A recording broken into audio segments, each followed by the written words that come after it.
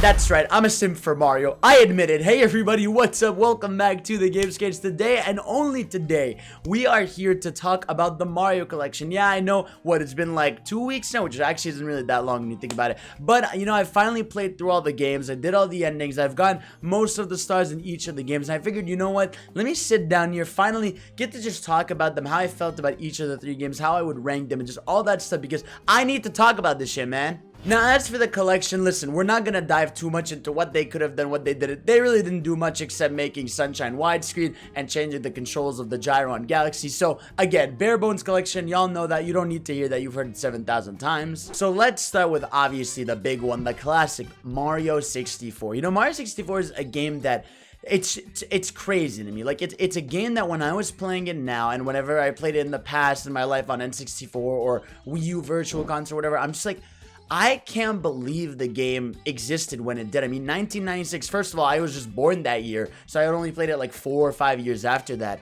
But it's like the fact that that game just controls the way it does still, the fact that those levels still stand out, the fact that there's like, you can legitimately do missions out of order, just like in Odyssey, obviously very inspired by it, but it's like, it's surreal. Like, to me, that game really felt like the essence of 3D Mario that to this day we want and strive for, right? The idea of going into this painting, right, not knowing what's gonna be in that world and going for a star and then realizing, oh wait, there's something else over there and I can go and get that star instead. It's like the game is just so well and smartly designed in that sense, and I really think that sense of like freedom lets you make it so that when you go into a level, you feel like it's your playground and you're like, what can I get, what can I do here, right? Obviously, there's some things that don't age incredibly well about Mario 64. Like, there's some levels that straight up aren't fun anymore. Like, there's the desert level where you just sink in the quicksand really quickly, or there's the bug stick world, whatever the fuck you want to call that shit, where there's the giant hole and stuff like that. Like, there's some things about it that don't age the best. There's some stars where you're like,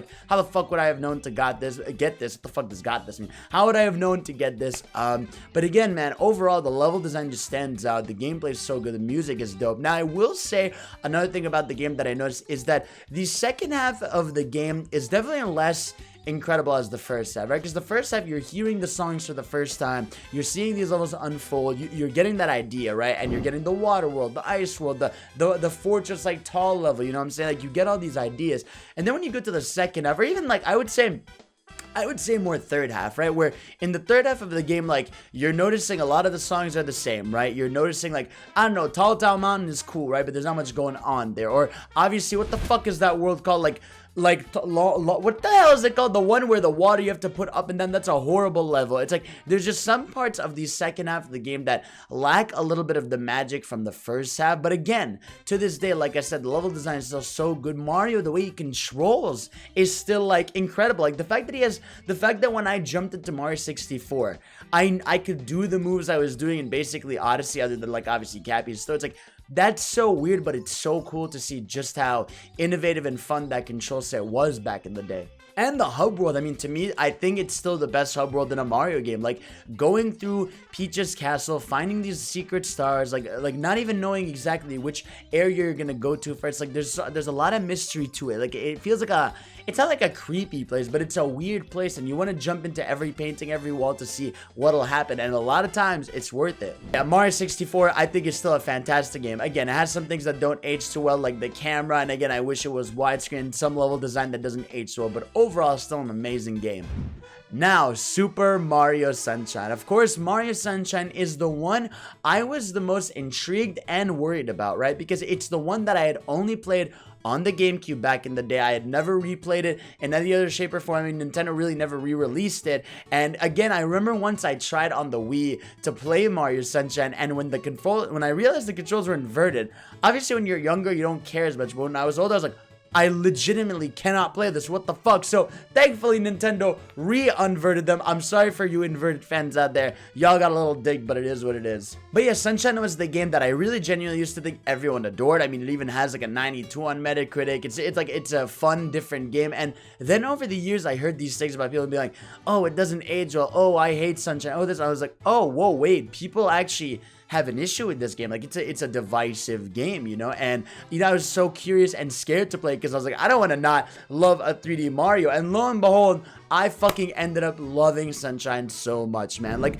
the thing about Sunshine that I love the most is I feel like FLUDD, while a weird mechanic that, again, I feel like sometimes could be expanded on, sometimes could be limited, in terms of Mario's moveset makes it feel so good. Like, spraying the path in front of you to, like, slide on it on your belly, or obviously, the, like, floating in the air for a few seconds is useful. The spinning and shooting water everywhere. It's like, FLUDD himself allows for so much movement control, which obviously Mario, that's, like, a big part of him, in especially the 3D games. It's like, there's something about the way you can move in that game and float through the levels that's obviously really great. And, like, the level design in that game, I think is really fun. You know, in that game, there's not that many shines you can get out of order. I mean, I guess you can get the 8 red coins or the 100 coins, but like usually the missions are structured. And what I like about that, as opposed to obviously the more open-ended nature of 64, is that basically the levels change, right? Like, you'll be in a world and an area will be different, a boss will be different, something will be different, and it makes it so that, like, you're really looking forward to seeing how this world evolves that you're going to. And again,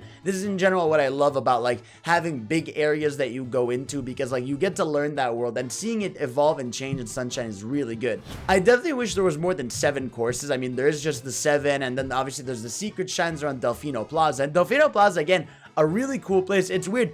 Obviously, when I was younger, I felt like it was so much bigger. When you're older, you realize, oh, okay, Delfino Plaza is really that big. You know, it's just a couple areas. There's a couple secret shines in there. The Piantas are horrible human beings, or Piantas are not really humans, but they're really mean. They're really not cool, and they're fucked up people. And of course, there's Sunshine Jank, right? Everybody talks about Sunshine Jank. And yeah, it's there, bro. Like, the way sometimes you slip on fucking platforms, the way, like, some missions, like, the way you have to reach things are weird. Like, there's obviously this weird jank to Sunshine sometimes, and it can be a little annoying, but it was never intrusive. Like, I thought I was gonna die over and over in those levels where you don't have FLUDD, but I actually ended up loving those levels, and I did not have that much trouble with them. So I think that's what I love the most about Sunshine, is I went in worried I wasn't going to love it, but I ended up just loving it, because again, the music is so bright and colorful. The game in general, just very bright and colorful. The water looks beautiful. The 1080p widescreen makes it look so nice. Everything about that game, well, not everything about the game, a lot about that game ages better than I would have expected to. And again, one thing I fucking hate, and I knew people weren't exaggerating, are the fucking blue coins. The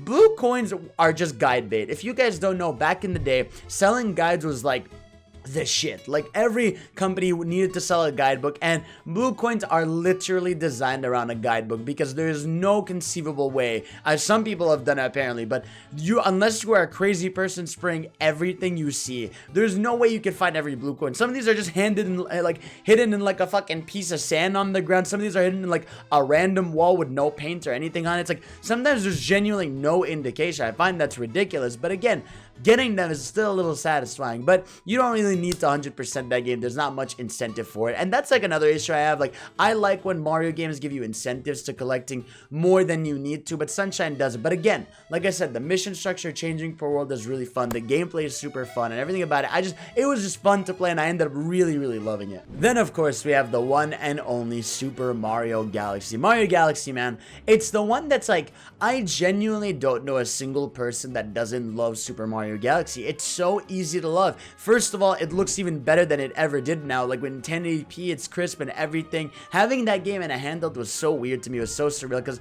that game was really like one of my childhood games. And man, Galaxy, just what a fantastic game. I mean, it's so hard to talk about it without like saying what everybody has already said. The music is beautiful. The level design is just literally something that's never been done before. It's so magical. There's something about like that space feeling, the way the worlds are designed, like the Honey Hive Galaxy, or the loop-de-loop world, or fucking what's it called, the Bowser levels in there. It's like, there's so many galaxies, or Dusty Garden Galaxy. It's like, all the galaxies feel like they have a flavor to them. And again, they continue the trend from Sunshine, which is you go in the level and there's a different mission structure. So you get to still be part of that world. But what I like about it is, unlike in Sunshine, so Sunshine had this issue where you do 7 to 8 missions in one level. So obviously you get intimate with it, but you stay there a little too long, right? Whereas in Galaxy, one world, a galaxy could have 2 missions in it, or 3, depending on how much the developer feels like they can stretch the ideas of that world. So I really thought that shit was really fucking dope. And again, level design's immaculate. I wish there were, you know, I was surprised at how few power-ups there are. There's like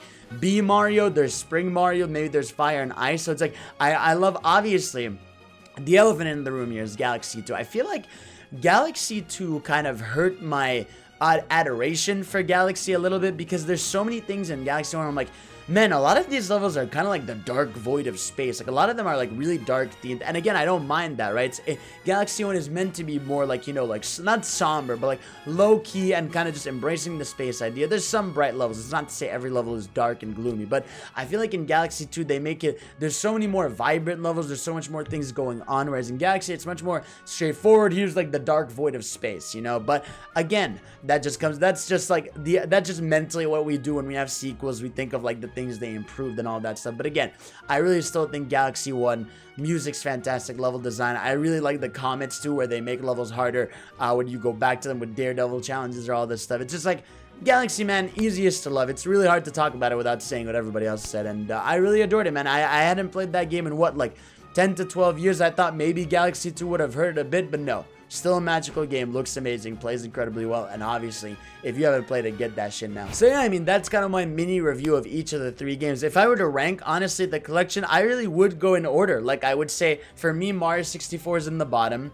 Sunshine was second, and then first place was fucking Mario Galaxy. Because I just think, for me, I notice, aside from 3D World and Land, which are like the 2D, 3Ds, but I adore 3D World, I would say it's in my top 4 or 5 3D Mario games. It's like, I think the 3D Marios, the regular ones, like, they actually get better for me over time. Like, I noticed, like, I adore Galaxy 2 more than Galaxy 1, that I love Odyssey more than Galaxy 2, so they just keep evolving the series and stuff like that. But again, it was a reminder just how much I love Mario in general, how much these games really are special, and there's just something about them that it's not replicated in other platformers. There's obviously a million other platformers, but they try to do all these different things, and Mario, there's something about it that feels like at home. It feels so good, it feels so different, and I really, really do love it, even when they get weird and wacky, just like in fucking Mario Sunshine. Was there a game you didn't expect to love and you ended up loving? I don't know. Let me know. Remember to subscribe for more. Stay tuned for more videos. Subscribe here, subscribe on my Twitch, or follow me there, follow me on Twitter and all that jazz. Thank you all, and I'll see you all next time. Peace